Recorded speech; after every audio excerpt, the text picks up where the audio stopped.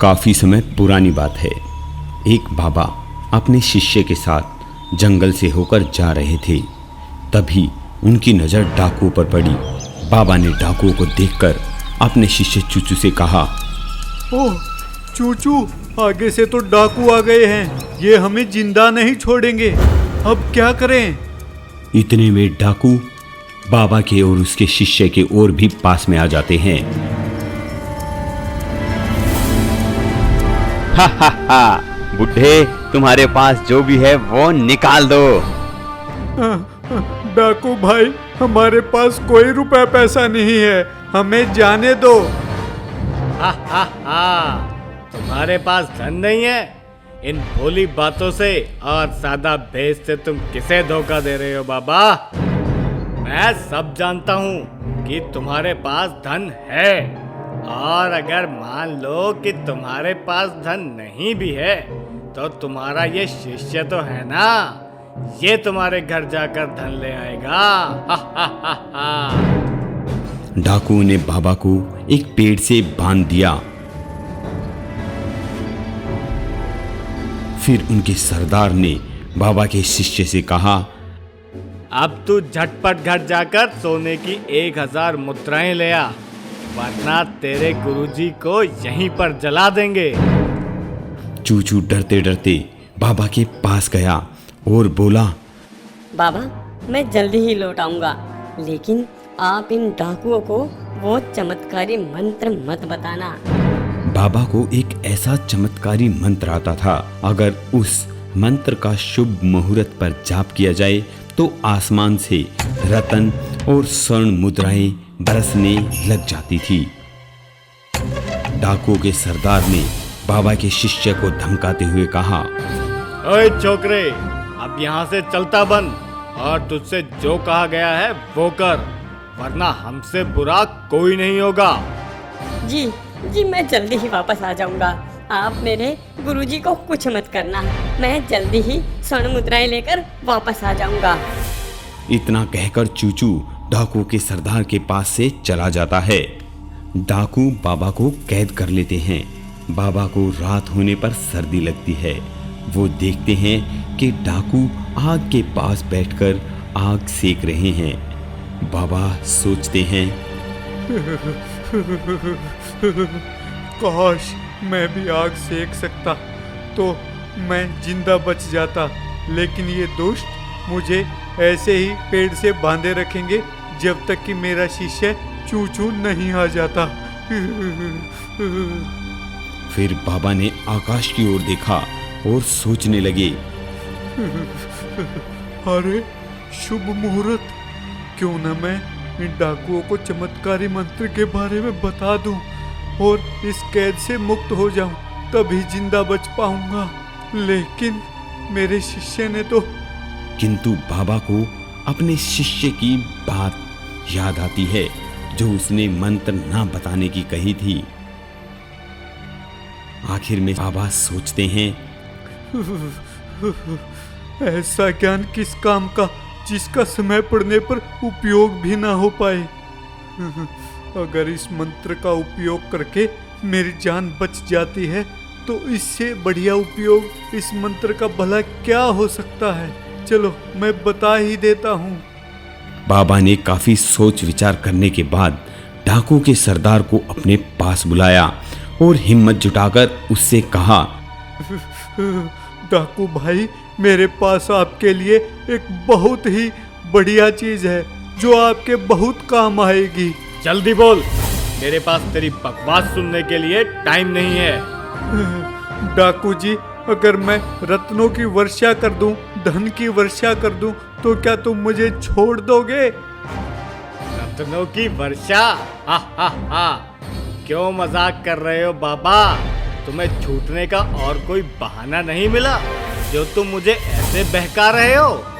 नहीं नहीं नहीं डाकू भाई, मैं बिल्कुल सही कह रहा हूँ। मुझे एक ऐसा चमत्कारी मंत्र आता है जिससे मैं धन की वर्षा कर सकता हूँ।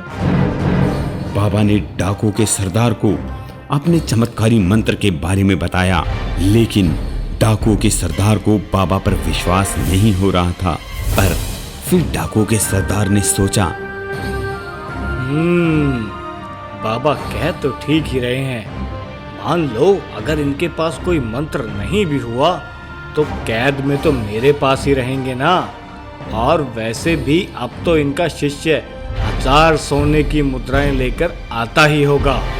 डाकू ऐसा सोच ही रहा था, तभी बाबा ने पीछे से कहा, डाकू भाई, कुछ समय बाद ग्रह इस स्थिति में होंगे जब मैं मंत्रों के द्वारा धन की वर्षा कर पाऊंगा। यदि आपने जल्दी से जवाब नहीं दिया तो ये शुभ मुहूर्त निकल जाएगा। छोड़ो बाबा, अब बहाने मत बनाओ। मैं तुम्हें आजाद कर दूंगा।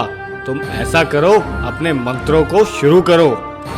लेकिन सरदार, उससे पहले मुझे स्नान कर कुछ तैयारियां करनी होंगी।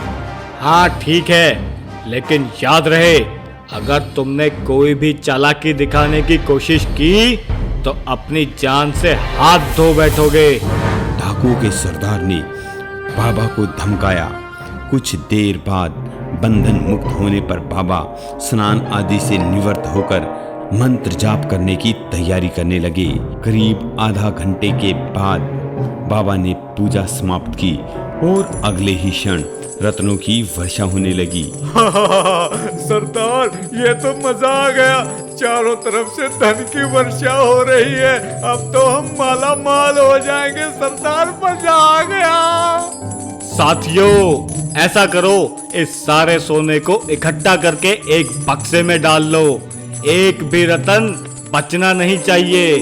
जाओ, सारा सोना इकट्ठा कर लो, एक जगह पर ले आओ सारा का सारा। फिर गब्बर सिंह बाबा के पास आया और कहने लगा, शाबाश, अब तुम जा सकते हो। बाबा ने मन ही मन सोचा, चलो, अच्छा हुआ जो मैंने अपने शिष्य की बात नहीं मानी, नहीं तो मुझे जान का खतरा था। पता नहीं मुझे कहां फंसा के चला गया मूर्ख। अब सुबह होने वाली थी। जैसे ही बाबा वहां से निकलने वाले थे, तभी एक दूसरा डाकुओं का गिरोह वहां आ पहुंचा, जिसका सरदार था भैरव सिंह। वो गब्बर सिंह से भी तगड़ा था। खबरदार, जो कोई भी अपनी जगह से हिला तो सरदार भैरव सिंह के आदमियों ने तुम लोगों को चारों तरफ से घेर लिया है। कोई भी नहीं बचेगा अगर कोई भी हिला तो।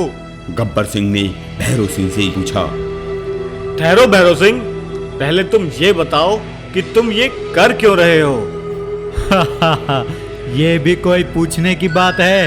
अब तुम्हारे पास जितना भी धन है वो मेरा हुआ।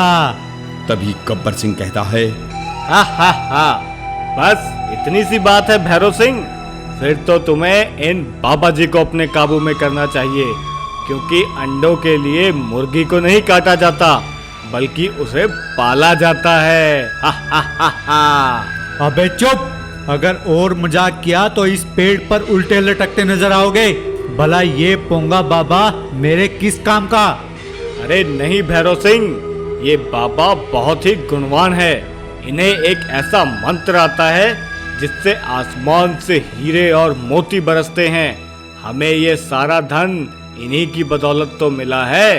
भैरव सिंह कुछ देर तक सोचता रहा, फिर उसने निर्णायक स्वर में कहा, तो ठीक है, हम तुम्हें छोड़ देते हैं, लेकिन इस बाबा को हम अपने साथ ही रखेंगे।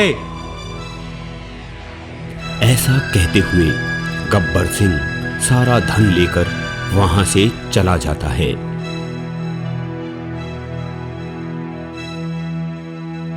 फिर वह बाबा की ओर मुड़ा। बुढ़े, क्या तुम धन के बरसात कर सकते हो? लेकिन उसके लिए 1 वर्ष का इंतजार करना पड़ेगा। बुढ़े, मुझे बेवकूफ मत बनाओ। मुझे ये धन अभी चाहिए है।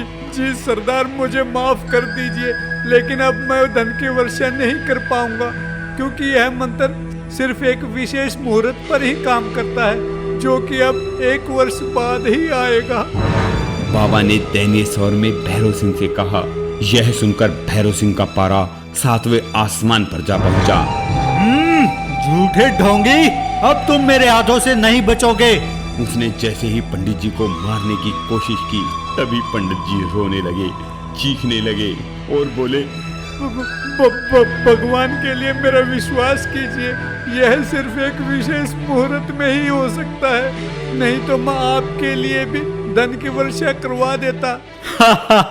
हमसे ही चालाकी। कहते कहते पंडित जी रोने लगे और साथ ही सोचने लगे, काश मैंने अपने शिष्य की बात मान ली होती तो आज मेरी जान बच जाती। किंतु भैरव सिंह को उस पर रहम नहीं आया और भैरव सिंह ने बाबा का टेटुआ दबा दिया। बाबा कुछ देर छटपटाकर ईश्वर को प्यारे हो गए। उसके बाद भैरव सिंह बोला, जल्दी चलो, उन कुत्तों का पीछा करते हैं जो हमारी आंखों में धूल झोंक कर भाग गए। अभी वो ज्यादा दूर नहीं गए होंगे। इस बूढ़े को हमारे पास छोड़कर सारा धन लेकर भाग गए साले। डाकू भैरव सिंह तेज गति से उस दिशा में चल पड़ते हैं जिस दिशा में डाकू गब्बर सिंह गया था। कुछ दूर चलने पर उन्हें डाकू गब्बर सिंह का दल दिखाई देता है। फिर उन दोनों दलों में घमासान मुठभेड़ होती है। डाकू भैरव सिंह का दल डाकू गब्बर सिंह से अधिक ताकतवर था। जल्दी ही भैरव सिंह के दल ने डाकू गब्बर सिंह के दल का सफाया कर दिया, पर सफाया करते करते डाकू भैरव सिंह के भी सारे आदमी मर चुके थे और उधर सिर्फ डाकू गब्बर सिंह खड़ा था। इधर से डाकू भैरव सिंह बोलते हैं, अब ये सारा धन मेरा हुआ।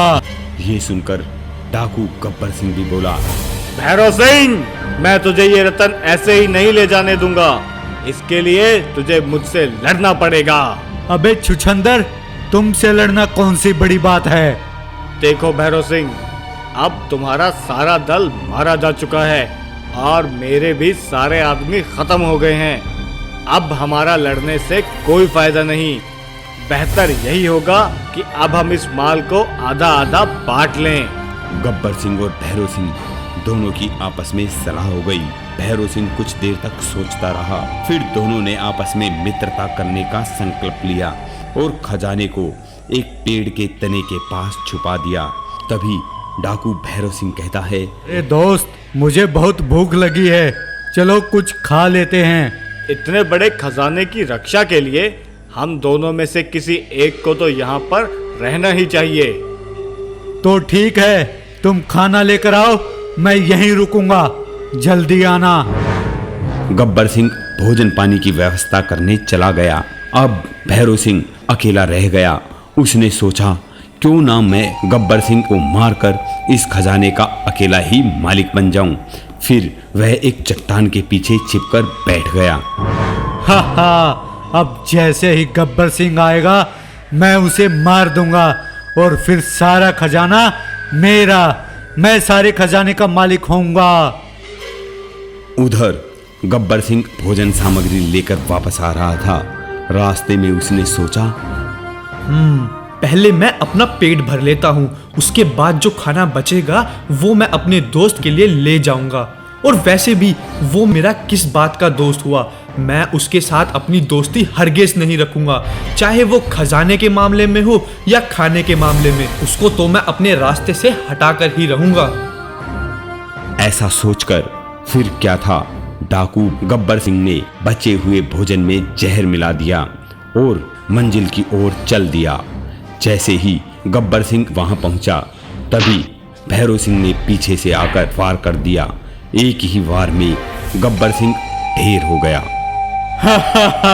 तू तो मर गया। अब ये सारा खजाना सिर्फ और सिर्फ मेरा है। इस सारे खजाने को मैं यहाँ से ले जाऊंगा, लेकिन उससे पहले भरपेट खाना खाऊंगा। ये सारा खजाना मिलने के बाद मैं और बड़ा गिरोह बनाऊंगा और अपनी जिंदगी ऐसे बिताऊंगा। लेकिन पहले मैं खाना खाता हूँ, भूख के मारे दम निकला जा रहा है। वह खुश होकर भोजन करने बैठ गया, लेकिन भोजन तो विषैला था। उसने जैसे ही भोजन खाया तो भैरव सिंह भी उस विषैले भोजन से मर गया। थोड़ी देर के बाद जब बाबा का शिष्य स्वर्ण मुद्राएं लेकर लौटा तो उसे चारों ओर लाशें ही लाशें दिखाई दी। बाबा ने मंत्र का उपयोग कुपात्रों के लिए किया। काश उन्होंने मेरी बात मान ली होती। फिर वह रोते हुए और उदास मन से वापस चला गया। तभी कहते हैं, छोटों की सीख भी कभी कभी बड़े काम की होती है। अगर बाबा अपने शिष्य की एक छोटी सी सीख मान लेते और उस चमत्कारी मंत्र का राज डाकू गब्बर सिंह को ना बताते तो उनके प्राण बच जाते।